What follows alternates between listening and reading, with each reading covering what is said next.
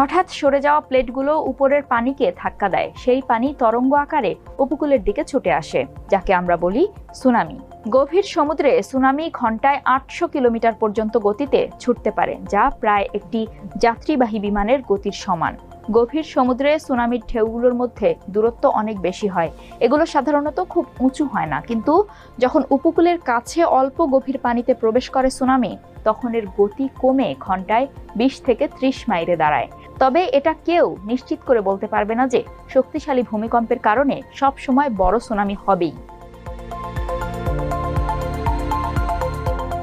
রাশিয়ার কামচাটকা উপদ্বীপ এমনিতেই শক্তিশালী ভূমিকম্পের ঝুঁকিপূর্ণ এলাকা, কারণ ওই উপদ্বীপটি প্যাসিফিক রিং অফ ফায়ারে অবস্থিত।